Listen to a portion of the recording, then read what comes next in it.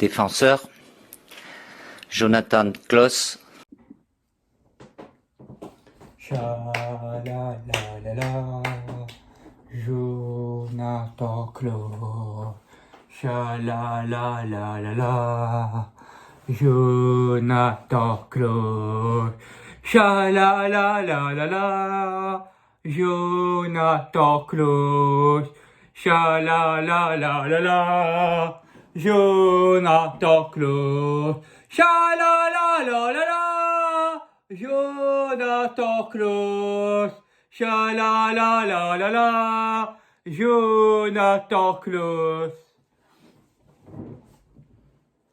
Salut les amis, j'espère que vous allez bien. On se retrouve pour une nouvelle vidéo avant match Racing Club de Lens Clermont. Mais pas que les amis. On a appris il y a quelques heures l'annonce des sélections pour les matchs amicaux contre la Côte d'Ivoire et l'Afrique du Sud du sélectionneur français Didier Deschamps. Et dans cette liste, enfin Didier, enfin tu l'as pris. Jonathan Klaus est sélectionné pour la première fois en équipe de France. Mais c'est juste exceptionnel. Enfin il s'est débarrassé de cette fraude Léo Dubois qui a un niveau cataclysmique de niveau d'Itrit pour moi. Jonathan Klaus, meilleur piston du pays, meilleur défenseur droit à l'heure actuelle. Il a atteint un niveau XL par rapport à la saison dernière. Il a refait le même registre, mais avec beaucoup plus de statistiques. À l'heure actuelle, c'est 4 buts, 9 passes décisives. Il est meilleur tout autre piston ou défenseur droit à ce poste-là. C'est juste magnifique. Et derrière, avec le club et les joueurs qui ont fêté ça au centre d'entraînement à la Gaillette, mais c'est juste extraordinaire. Et ce samedi, on joue à domicile à Bollaert. Et on y pense tous qu'on va lui faire comme accueil. On pense tous, supporters, qu'est-ce qu'on va lui faire à Jonathan samedi à Bollaert. Et moi, bien évidemment, j'y suis abonné. Mais on va vivre un moment extraordinaire samedi au stade. Et du coup, voilà, je suis très content pour Jonathan Klaus. Et hier, on apprend quoi aussi de la part de Loïc Tanguy, qui nous confirme que Jonathan Klaus a reçu une convocation de présélectionné entre 20 et 50 du joueur. Donc Jonathan Klaus, il savait qu'il a été présélectionné.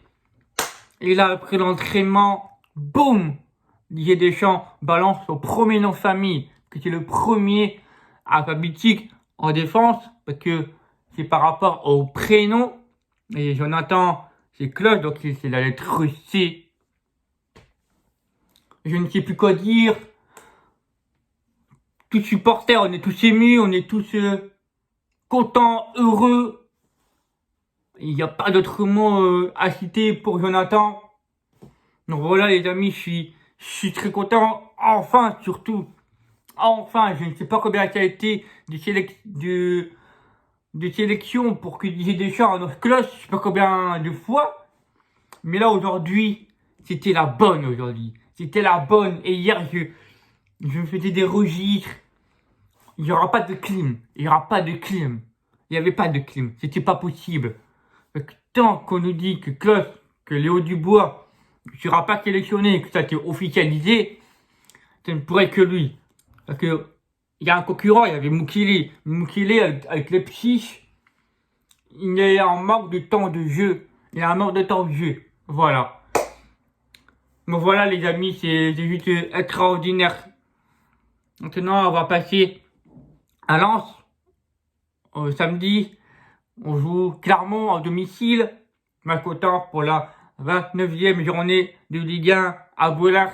Ce samedi à 17h en direct, en exclusivité sur Amazon Prime Video.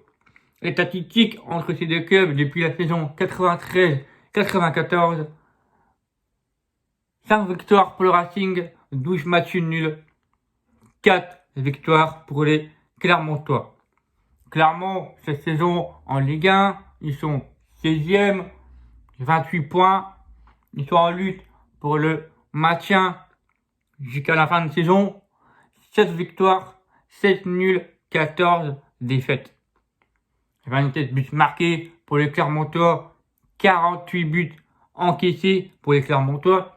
Le meilleur buteur à Clermont, Mohamed Bayo, avec 10 buts. L'ancien meilleur buteur en Ligue 2 la saison dernière. Et le meilleur passeur, Berthomier, 5 passes décisives. Attention à cette équipe Clermontois, les amis. Ils nous ont fait pas mal de beaux scores, surtout contre les grosses équipes. On pense surtout au Stade Vélodrome, où ils ont climatisé à l'OM. Je pense à Mohamed Bayo, je pense à Gilles Alavina. Ils ont des joueurs polyvalents et surtout beaucoup d'expérience qui ont été en Ligue 2. Je pense à Berthomier, à Ogier. Voilà, ils ont beaucoup de très bons joueurs et surtout, nous avons un ancien Lensois, les amis, et on connaît tous. Rino Kay, qui sera dans le groupe contre Clermont, puisque je regardais si j'avais des blessures ou des suspendus de carton jaune ou autres. Ils ont un groupe complet pour aller à Bollaert avant la trêve internationale. Nous, de notre côté, tranquille, en conférence de presse, a annoncé que M. Saïd sera dans le groupe, mais il n'a pas fait l'intégralité de la semaine, mais il sera quand même dans le groupe. Après, je ne pense pas de mon côté qu'il sera titulaire. Peut-être qu'il rentrera en jeu. Ça, on verra le cours du match et le coach. Concernant les suspendus, il y en a 2. Il y en a un en N2. C'est Adrien Louveau qui a été suspendu ce week-end dernier. Et donc, il ne sera pas dans le groupe. Et aussi, Facundo Medina est suspendu, mais pour cause de carton jaune. Qui a reçu 3 cartes jaunes. Donc, 3 cartes jaunes, 10 rouges suspendus pour un match. Et aussi, Corentin Jean, toujours blessé, mais ça avance de son genou. Donc, ça, c'est une bonne nouvelle pour Coco. Après, concernant Clermont, c'est une équipe très solide, défensivement. C'est une équipe qui aime jouer la position. C'est une équipe qui ouvre le jeu. Je pense que clairement, j'ai regardé beaucoup de matchs de Ligue 1 et surtout, ça joue beaucoup sur les côtés de la part de la vitesse. J'en connais un, c'est Zedalka. Il y a aussi un ancien Lensois. Tiens, il y en a 2. Il y a Zedalka. Après, j'ai vu sur les réseaux sociaux que ça emballait sur Zedalka à Lille. Mais les gars, moi, je ne vais pas leur vouloir. C'est qui a mal géré Zedalka? C'est qui qu'on lui a craché dessus? Pour moi, c'est le club qui lui a craché dessus. Donc, si il parviendrait à signer chez notre voisin à Lille, mais moi, je ne vais pas leur vouloir. Je ne vais pas leur vouloir. Parce que pour moi, à Lens, dans sa période où on était mauvais, on va dire, bah pour moi, Karim, ou comment sont nos familles, pour moi, je ne lui en voudrais absolument pas. Bon, voilà. Concernant qui a dit dans notre défensivement, le coach a confirmé que on est solide défensivement en ce moment. Surtout grâce à un homme qui a cité, c'est Facundo Medina, avec son retour de caractère. Il a changé de visage. Il y a plusieurs mois, on se souvient, où il prenait beaucoup de cartons. Il était beaucoup nerveux. Et je pense que depuis le mois de décembre, Facundo Medina a atteint un niveau au-dessus. Je pense qu'il a qu'il a grimpé des paliers par rapport à la saison dernière. En début de saison, ça n'a pas été le cas pour Fakou. Et après, ben, il s'est élevé au niveau. Il a su se remettre en question. Et je pense que ça a été très bien pour lui. Et là, ben, maintenant, il est au niveau au-dessus. Et quand on voit que la défense à 3 fait moins de cadeaux, fait moins d'erreurs. Alors oui, certes, on prend des buts, on a des défaites. Mais sur les défaites, c'est dû à notre... je le répète, c'est dû à un manque d'efficacité défensivement. C'est dû au manque de contre-attaque de l'équipe adverse. C'est dû au manque où on se fait punir par l'équipe adverse. Mais quand on regarde bien nos 4 derniers matchs, avec nos défenses à 3, Grady, Danso, Medina, on a été solide et on est costaud, surtout défensivement, que ce soit aérien ou au sol, si on regarde les statistiques des 3 défenseurs. Donc voilà.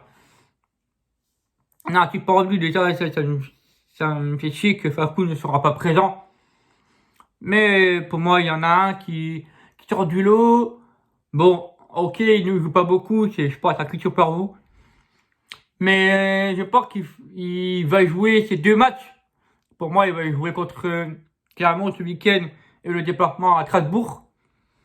Mais Christopher n'est pas aussi catastrophique que ça. Il est très très jeune, comme Loïc Badé. Et j'ai confiance en lui qu'il va performer. C'est de mon avis, de mon côté. Après, du côté du coach,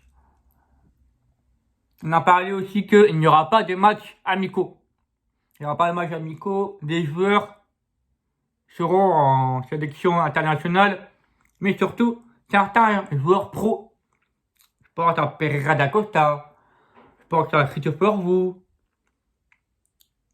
d'autres joueurs qui sont jeunes dans les pros, comme Baldé par exemple, iront aider et renforcer la Nationale 2. Du coup, ça c'est une bonne chose. Et après, on a su informer que Patrick Berg et Kevin Danso, et Facundo Medina ne seront malheureusement pas avec leur sélection Argentine, Norvège et Autriche. Mais pour moi, Patrick Berg, pour moi, c'est pas étonné que Patrick Berg ne soit pas sélectionné avec la Norvège, dû à ce manque de temps de jeu. À plus de ça, il est souvent titulaire avec la Norvège. Après, je pense que le club a bien avant que jusqu'à la fin de la saison, il ne jouera pas beaucoup. Ça, je pense que j'espère que ça a été, qu'ils auront discuté le staff et le coach avec Patrick. Et qu'ils auront discuté en avant que la saison prochaine, bon, il va y avoir un départ. Et je pense que tu seras titulaire indiscutable. Et j'espère que ça a été dit de que je le pense. Je l'espère. Marcopo, que j'aimerais bien pour samedi. Victor Farinez dans les buts, auteur d'un excellent match contre Metz le week-end dernier. Donc je l'ai mis titulaire et en plus de ça, c'est son 2e match. On alterne entre JL et Victor. On va revenir sur Jean-Louis Lucas à la fin de la vidéo. Pareil pour Seko Fofana. On a défense à 3, Grady à gauche, vous à droite, et dans l'axe, Kevin Danso. À gauche, j'ai mis Edara sur le banc. J'ai mis Frankowski à gauche de retour. Je sais pas, Edara, pour moi, que je vais dire mon point de vue, pour moi, Massadio n'est pas fait pour un joueur de piton. Pour moi, Massadio est fait pour un joueur défense. Pour moi, c'est son côté fort, son point fort, pour moi, c'est la défense. En piton, il est toujours en retrait pour moi. Il y a un joueur qui le fait quand il joue défense à 3 axe gauche, c'est Medina. Medina, si on regarde bien, il prend souvent le rôle de piton à Massadio Edara et Edara redescend à chaque fois. Donc pour moi, il faut un piton comme Jonathan Klaus à droite. Et donc pour moi, il faut mettre le retour de Frankowski à gauche. C'est mon avis. À droite, sans doute possible, Jonathan Klaus. Au milieu de terrain, je mets Cheikh Doucouré associé à Seko Fofana. J'espère que Seko, tu vas te relever la tête. Parce que moi, depuis de mon point de vue que je pense de toi, j'ai l'impression que tu as la tête chamboulée. Que j'ai l'impression que pour moi, tu avais la tête ailleurs. Moi, je pense que je suis en période du coup de mou. Comme on a connu Jonathan Klaus, décembre, janvier, et après février. Voilà. Donc j'espère que c'est cool, tu vas me faire mentir. Mens-moi. Parce que là, c'est cool, on aura besoin de toi en avril. J'espère que tu as vu qui on affronte en avril. Donc c'est cool, s'il te plaît. En numéro 10, Gaël Kakita, je ne change pas la copo, à part 2 joueurs, hein. La suspension de Facundo Medina et la suspension, et je mets sur le banc Masadio Aidara. Voilà. Et à la fin de l'attaque, Florian Sotoka associé à Arnaud Calimendo. Mon prono, victoire. J'ai vu une victoire samedi. J'ai vu une victoire pour que je remette dedans avant le mois d'avril, où on attend plus contre les grosses équipes. Victoire 2-0. Voilà. Si vous avez aimé cette vidéo, n'oubliez pas de la liker, partager et la commenter. Avant de vous laisser, je vais vous parler d'aujourd'hui le cas. Je vous ai demandé sur tous mes réseaux sociaux, Facebook, Instagram et Twitter, demandez pour vous que va-t-il faire Jean-Louis. Est-ce qu'il va prolonger son contrat? Est-ce qu'il va finir son contrat jusqu'au bout, jusqu'en juin 2023? N'oubliez pas qu'il a dit dans Rotten sans flamme qu'il est jusqu'en 2023 et non pas jusqu'en 2022. Sur Transfermarkt ou la Papa.com. Non, il n'est pas jusqu'en 2022, il est bien jusqu'en 2023. Il est annoncé dans Rotten sans flamme. Et aussi, je vous ai demandé est-ce que pour vous, JL va partir en fin de juin 2022. Puisque il y a son frère, Yannick Cahuzac, Corse, qui termine son contrat, je crois, jusqu'en 2022. Donc, est-ce qu'il va suivre Yannick ou pas? Regardez, je ne sais pas. Mais si jamais parviendrait à quitter le club en cette fin de saison, je ne lui en voudrais absolument pas pour tout ce qu'il a fait chez nous au club. Ça, on verra bien que va décider Jean-Louis en fin de saison. Et on a appris aussi la rumeur d'un éventuel gardien de l'Olympique de Marseille, qui a un manque de temps de jeu. El Phénoméno, Steve Mandanda. Alors, j'ai tout le respect pour Steve, mais pour moi, on a Victor Paredes, on a Wilker. À quoi prendre un gardien alors que Wilker, pour moi, il jouera beaucoup plus la saison prochaine. Voilà, donc pour moi, je ne le prendrai pas Steve Mandanda chez nous. Voilà les amis, n'oubliez pas dans les commentaires mes réseaux sociaux, mon Instagram, mon TikTok et mon Twitter. Désolé pour cette vidéo qui dure depuis 20 minutes. Voilà, c'était pour Jonathan, c'était pour l'avant-match, etc. Mais pour moi, c'était plus pour parler de Jonathan Klaus. Donc voilà, je suis très content pour lui. Comme dit, il va y avoir un bel hommage. Ça, je n'en doute pas, je serai présent au stade. Donc voilà les amis, et on se retrouve samedi soir pour le débrief. Lance, Clermont. Ciao les amis, c'est si beau. Surtout n'oubliez pas. Bon là c'est le mode de l'équipe de France. On va faire quand même. N'oubliez pas comme toujours. Fier d'être bleu et fier d'être Jonathan Klaus. La fois un jour, la fois toujours. Ciao les amis, c'était Thibaut.